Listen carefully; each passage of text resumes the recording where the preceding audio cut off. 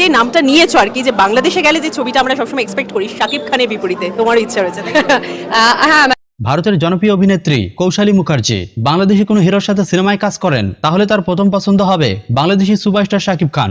এর পাশাপাশি হালের এই জনপ্রিয় নায়িকা সম্প্রতি একটি ইন্টারভিউয়ে মেগাস্টার শাকিব খানের বেশ কিছু প্রশংসা করেছেন। চলুন ছোট্ট ভিডিওর মাধ্যমে বিস্তারিত জেনে আসা যাক।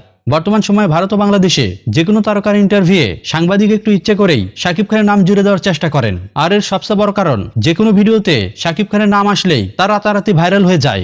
ভিডিওতে ভিউসের জন্য শাকিব খানের নাম অনেক গুরুত্বপূর্ণ।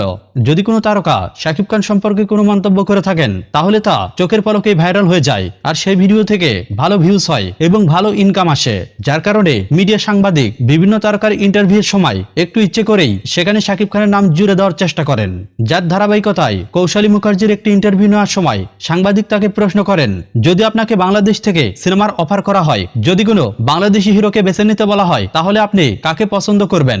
এমন প্রশ্নের জবাবে কৌশালী মুখার্জি জানান, যদি বাংলাদেশে কারোর সাথে সিনেমা করতে হয় তাহলে আমার প্রথম পছন্দ হবে শাকিব খান, কারণ সে বাংলাদেশের সবচেয়ে বড় সুপারস্টার। যদি সুযোগ আসে তাহলে অবশ্যই বাংলাদেশে আমার প্রথম পছন্দ হবে শাকিব খান।